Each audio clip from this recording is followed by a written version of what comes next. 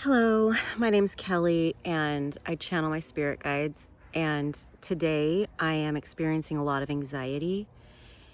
I have multiple things to deal with seemingly at the same time, and it's causing me to feel like I have to freeze. And it feels like nervous, dense energy in my heart and my upper back and shoulders. And it's related to my kids, my finances, my time. And this is the sort of thing I want to demonstrate to people, is what our spirit guides can do for us when we are having acute anxiety or panic attacks. Breath work is great, but you need to shift the mental thinking going on in order to slow down the cortisol release that's causing the panic attack. So breath work itself is like fake it till you make it. You breathe slow and deep so that you trigger your parasympathetic nervous system to calm you down.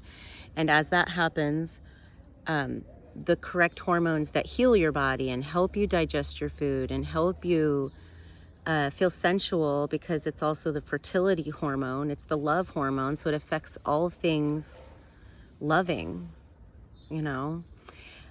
Cortisol is the stress hormone, that's the ego hormone. It's the hormone that makes you alert and produce and peak performance. Cortisol is great for that. Coffee before a run is fantastic. Coffee before meditation, it's not the same vibe. So if you don't start your day with meditation and caffeine-free herbal tea or something, then you're starting off with the ego. And my guides want me to start the day off with grounded mental control, which would not involve caffeine. I'm not there yet. I love coffee. It's probably a symptom of my ego still lingering. I already feel better because I did take 15 minutes to breathe, but I want to just go right into how I would normally channel when I'm having sort of a panicky situation where there's too many things to deal with. And they already started to talk to me about it. They're going to mention how discipline can benefit this negative pattern in my life. Because they want me to be motivated to be disciplined, they want to show me all the benefits of it. And okay, let's just see what else. And I would like to speak to Nana Anna because she's kind of my guru right now.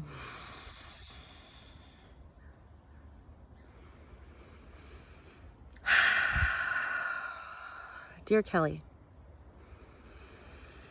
thank you for bringing your troubles to me.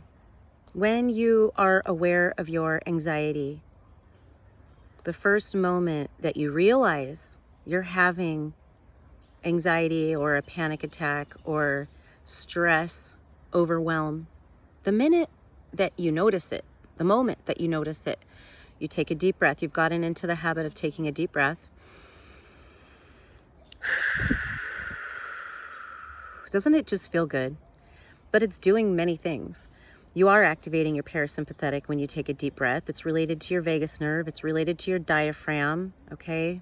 There are very subtle neurological triggers lined up along your vagus nerve, along your spinal column, that are going to be able to switch on and off which nervous system you're operating from. So that's what we're trying to teach you, is to breathe up into your brain. And we told you that prana is inside oxygen. So when you breathe oxygen in your nose and up around your brain, you're breathing prana. All around the cerebral spinal fluid encased in your, you know, it's encased in a little mesh skin. There's fluid that's hovering around your brain. So we've got all kinds of liquids up there, and that cerebrospinal fluid, okay, that's really special stuff there. And if you are massaging it with light codes because there's prana in your oxygen, well, you're telling your DNA. You're not telling your DNA, you're influencing your DNA to recognize your highest version in this moment when you breathe, because you're bringing prana to your cerebral spinal fluid. Because your oxygen can move through tissue. Okay, that's what happens with blood. Your blood delivers the oxygen, and then the oxygen moves where it needs to go throughout your body, and it can go through the tissue. It's porous, right? So if the oxygen is carrying the prana, and then it's delivering the prana all over your body, that's how life exists. Your blood holds oxygen. The lungs know how to deliver the oxygen to the blood carries it through your body, releases the oxygen into your cells, the oxygen releases the prana into your cells. The prana is what gives you life force. The prana is life force. It gives you life. Your life comes from prana, from the sun.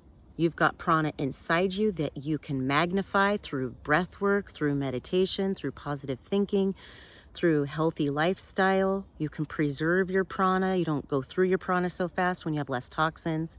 The toxins are going to deplete you of prana, so you have to work harder. Prana is what keeps you alive. And blessing the world sends prana to you. It's magical, because the way that you understand the world has been dumbed down. Magic is not actually out of this world or otherworldly. Magic is just science you can't explain from your current awareness of reality. That's all it is, okay? How magic has happened in the history of Earth? Spells and intention. That's it, okay? But this world is compartmentalized into infinity. It is a masterpiece of duality, this world, Earth right now, and the history of it. So there's a lot of play with shadows going on. So when you find yourself stressed, what it means is you're lacking prana, okay? And so the first thing to do is take a deep breath. Take your shoes off. Go find some grass. These are ways that you can receive prana effortlessly. You make time for it. Take a nap. The way that works is that when you sleep, your breathing moves into a kind of like a autopilot, okay? And it's very deep, right? Snoring, it's slow and deep. That's the breath work for the sleep dream time. You're receiving prana while you sleep. That's why you heal in your sleep. That's why you feel better after a nap. You are just slowly delivering prana with your eyes closed. You're blocking out all the stress. So when you've got acute anxiety, bring it to us.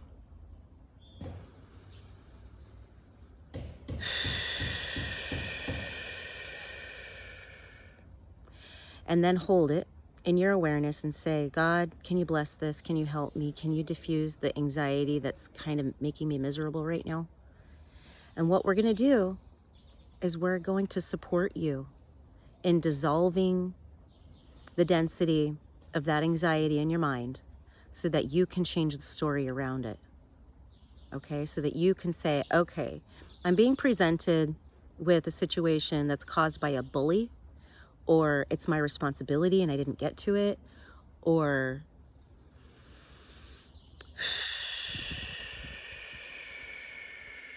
it's making me feel guilty about not being more disciplined in the first place, so I've got this guilt and I know I got to change. That's really what's bothering me right now.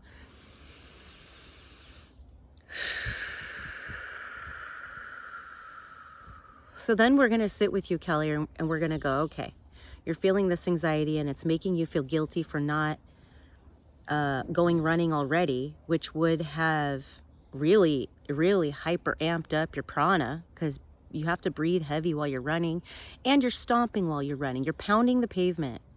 And we wanted to mention, we've been mentioning this to you silently in your own private thoughts for a while, Kel, that there's this thing called succussion. When you have a homeopathic, it's recommended that you kind of pound it on your hand a few times to activate the energy medicine in it, the energetic signature of the medicine, It's activated through a pounding. And at first, Kelly was like, that doesn't make any sense. But over time, she's like, oh, there's something to that. There's something to stomping that activates your blood. You know, it happens on that level too. Your blood vessels have to respond to the pressure from the pounding, and it causes whatever, constriction probably. So dilation, because the blood has to move, I don't know, but the blood vessels have to respond, right? Anytime you exert some sort of force on your body, your blood vessels respond because it's going to create some sort of need for either healing or oxygen, right? So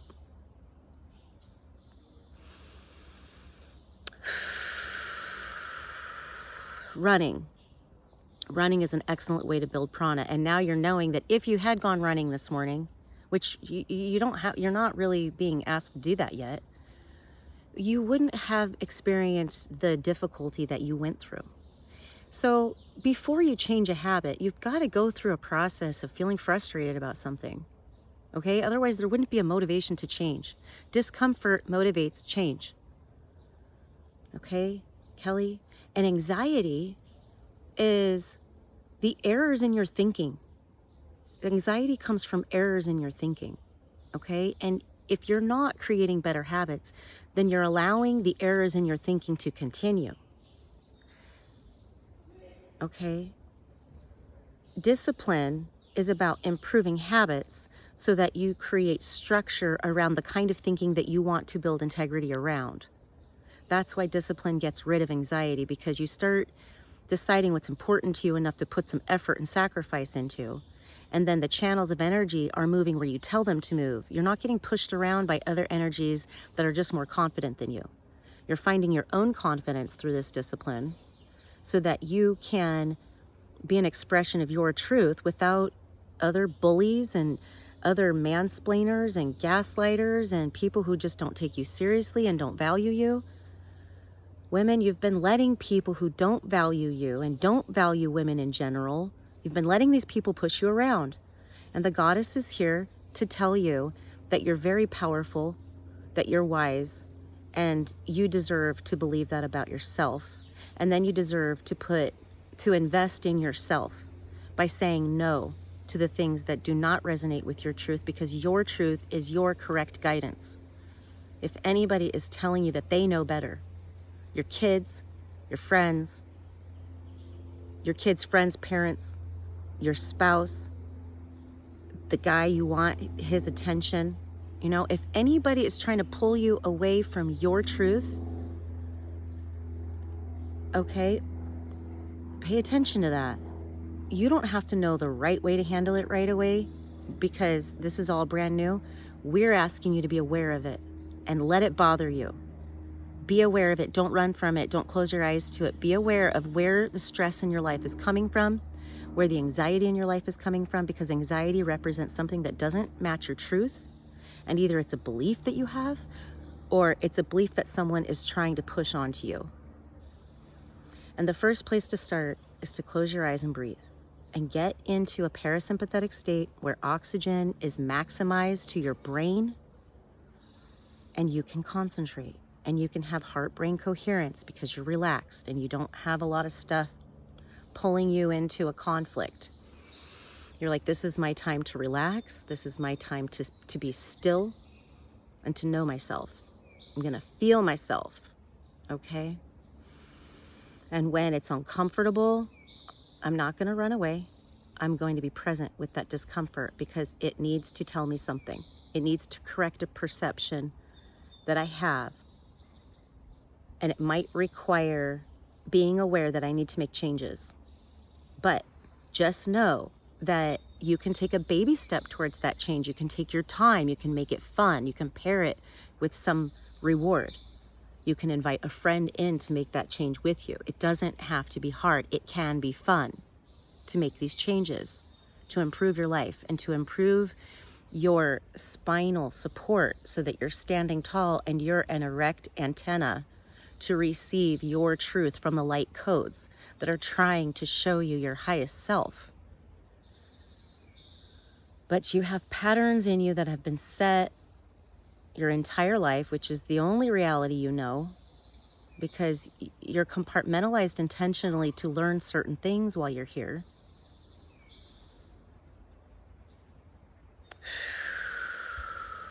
And when you hear us tell you that everything's programmed to be the way it is right now so that you can have free will, that's empowering to you.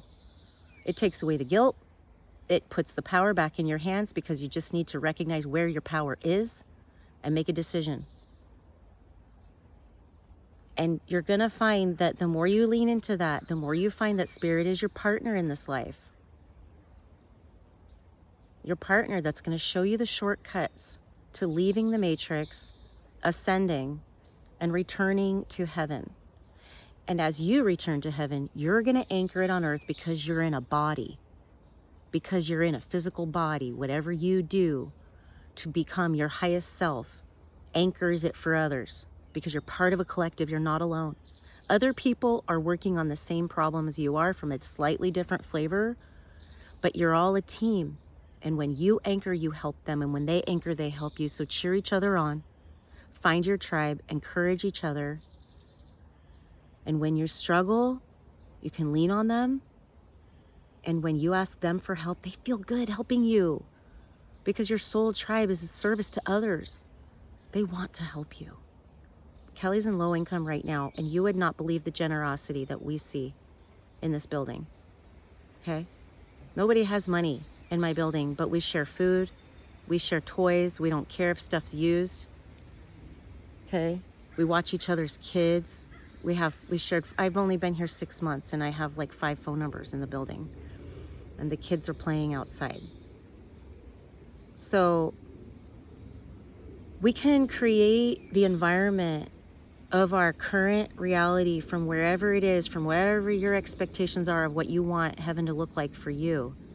You can start with the plasma reality, and you can start putting your intentions into your world right now, your morning, your afternoon, your evening, right now in this moment. You can shift the magic around you. You can shift the non-physical but listening elements around you. And they're going to play with the light until they manifest a different experience for you. They said it was light manifested into an illusion.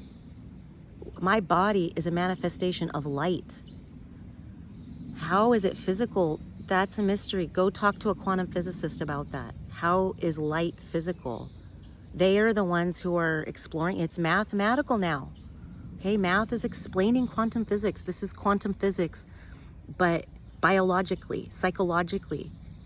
The placebo effect is an example of quantum physics in the body, in the mind. What you think changes what you look at. Thoughts become things. We're not making this up. Your science is catching up to it right now, but it's a psychological process. So the psychologists are going to find it out at the same time as the physicists. And all those people who have been working on self-help, they're the ones who are going to discover it before the CEOs, because the CEOs are still operating on Newtonian physics. Okay, so the wealth is going to be redistributed now because the people who are trying to maintain wealth through effort are going to find they don't have the energy for it anymore. And the banks are crashing for that reason. That's why. That's why we're going to see a lot of disruption in our society, because the old way on the earth, the negative service to self, draconian, whatever authority that was on the planet is dying. Okay, it's fading, it's collapsing, it's being transmuted. Okay, and the light is becoming the new power on earth. But you, in your physical body, you still hold the patterns of the old way. And it has to be a very conscious shift from prison, slavery, to freedom and sovereignty. And it's going to require owning your beliefs, owning your actions, owning what power you do have so that you can grow it into more and more power. Learning the truth about the earth energetically. How is it all set up? What is your chakra system? Okay. You thought chakras were an option? No, chakras are not an option. Chakras are the technology of your body that's been hidden from you. Just like the aliens have been hidden from you, and the secrets about the temples have been hidden from you, and the true history of Atlantis was hidden from you. Okay? You think you're the only planet in space? Then you don't even know what shape it is? You don't even know what shape your planet is, and you think you're the only ones here?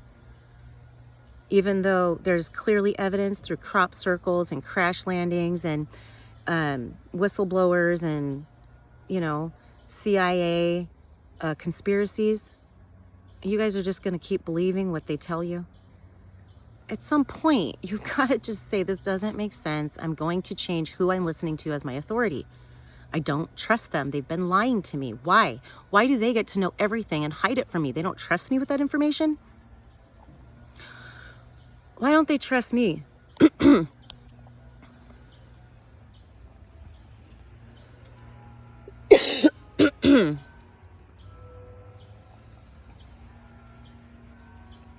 Why don't they trust us with the truth about JFK's death? Or the theories around it? We may not ever know the truth. What are the theories? Why can't they tell us? At some point, the elephant in the room is going to be sitting in front of you. Okay? Looking you in the eyes, going, you can't ignore me anymore. Okay? So get started now. Get to know yourself. Not with visuals, with feeling. Much love. Namaste.